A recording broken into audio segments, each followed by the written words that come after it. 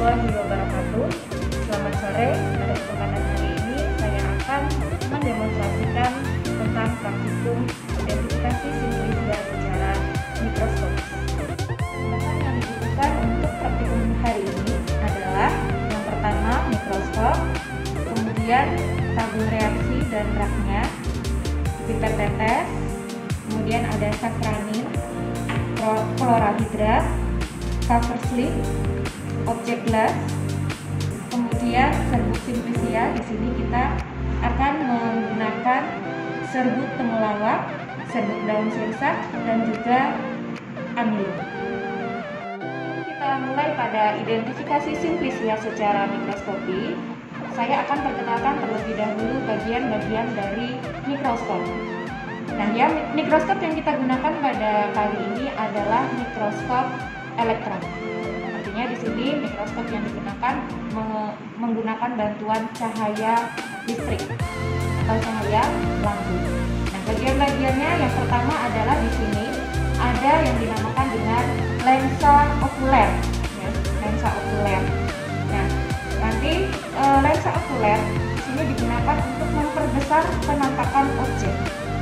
Kemudian selain lensa okuler, di dalam mikroskop juga terdapat lensa objek. Lensa objek di sini digunakan untuk berikutnya adalah lensa objektif. Nah, lensa objektif ini digunakan untuk memperbesar objek. Nah, di sini bisa kita lihat ada berbagai macam perbesaran dari lensa objektif, yaitu ini ada perbesaran 100, perbesaran 40, dan juga perbesaran 10. Jadi di sini akan berbeda-beda besar selnya ketika kita menggunakan lensa objektifnya. Kemudian bagian yang berikutnya adalah di sini penjepit. Nah, penjepit ini berguna untuk menjepit objek gelas yang nanti akan kita amati atau mengamati preparat yang sudah kita letakkan di atas meja objek.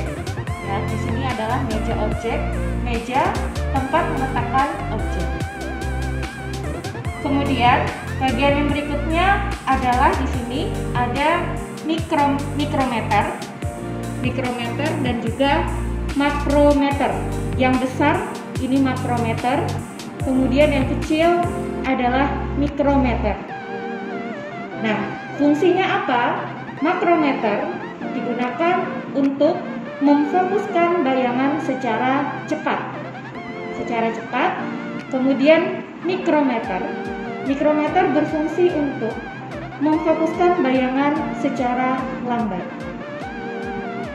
Kemudian bagian yang berikutnya adalah sumber cahaya. Nah, ini adalah sumber cahaya atau tempat diletakkannya lampu.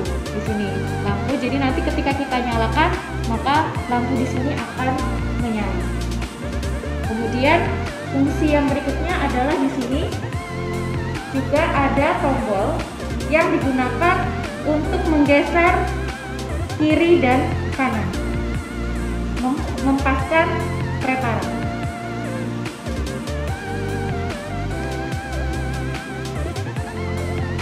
Kemudian di sini bagian yang berikutnya adalah tombol pengatur pusat. Ada tombol pengatur pemusat seberapa cahaya yang akan kita inginkan.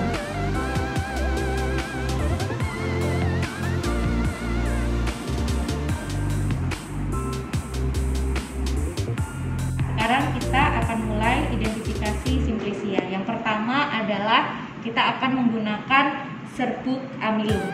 Ya, serbuk amilum. Nah, di sini nanti serbuk amilum cukup kita masukkan ke dalam objek gelas. Nah, kita masukkan ke dalam objek gelas hanya beberapa, ya, kita masukkan.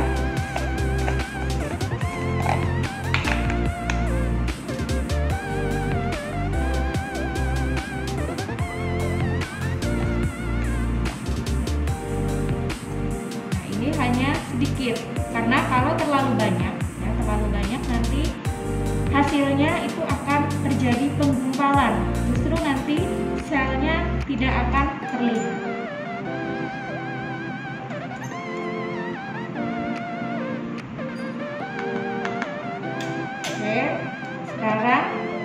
kita tetesi, ya. Kita tetesi dengan Aquades, ya. Kita tetesi dengan Aquades yang ada di dalam tabung reaksi. Nah, kenapa kita menggunakan Aquades, tidak menggunakan klorhidrat, ya? Karena di sini kita akan melihat amilum, ya, akan melihat amilum. Apabila nanti kita menggunakan klorhidrat, ya, maka yang terjadi adalah amilum tersebut tidak akan terlihat karena klorhidrat itu memiliki sifat menghancurkan amilum. Jadi kita cukup meneteskan dengan Aquades. Sebelumnya saya siapkan cover slipnya.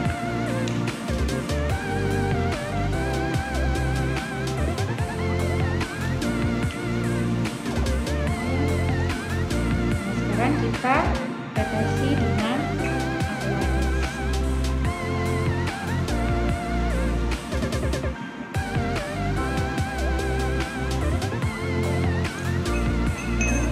Selanjutnya kita tutup dengan cover slip.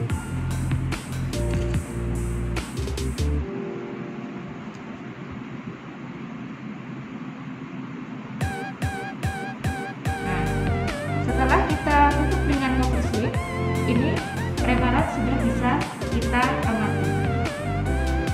Kemudian kita nyalakan mikroskop. Menyalakannya di bagian sebelah kiri, ya. Nah, setelah itu kita letakkan objek.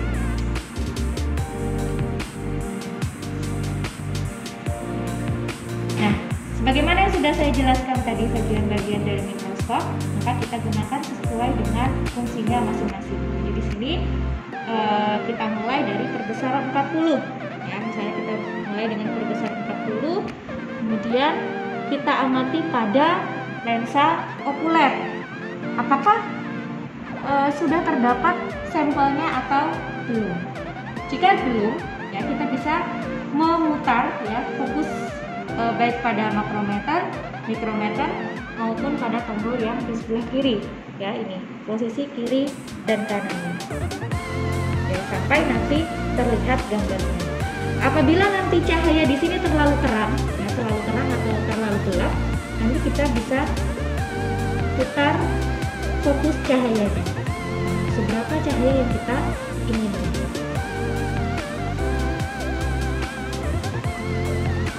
Nah, yang berikutnya adalah identifikasi Simplicia temulawak. Ya, di sini temulawak. Nah, temulawak ini nanti kita tidak menggunakan Aquades untuk mengamatinya, untuk menetesinya, tetapi nanti kita bisa gunakan klorhidrat dengan safranin, ya, klorhidrat dengan safranin. Jadi nanti posisinya sama, ya, posisinya sama. Serbuk temulawaknya dimasukkan ke dalam objek gelas, ya, dimasukkan ke dalam objek gelas sedikit, kemudian ditetesi dengan klorhidrat, ya, ditetesi dengan klorhidrat, kemudian tunggu sampai kering, ya, tunggu sampai kering, baru nanti ditetesi dengan safranin, ya, ditetesi dengan safranin. Nah, ingat, tunggu sampai kering, ya, supaya nanti benar-benar meresap, ya. Kemudian baru ditambah safranin. Setelah ditambahkan safranin, baru nanti ditutup dengan cover slip, ya, ditutup dengan cover slip. Kenapa kita menggunakan safranin di sini, ya, sedangkan yang di amilum tadi tidak? Nah, safranin di sini berfungsi sebagai pewarna, ya, sebagai pewarna supaya nanti bagian mikroskopik dari Simplicia itu bisa terlihat lebih jelas, ya. Jadi nanti mana bagian stomata, mana bagian sklerenkim atau bagian-bagian yang lainnya nanti akan jelas terlihat apabila nanti kita berikan pewarna. Contoh pewarnanya di sini yang kita gunakan adalah safranin.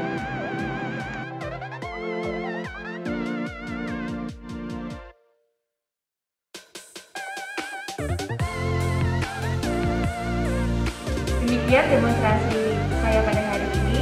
Jangan lupa untuk membandingkan hasil dari mikroskopi dengan yang ada di dalam referensi. Terima kasih. Wassalamualaikum warahmatullahi wabarakatuh.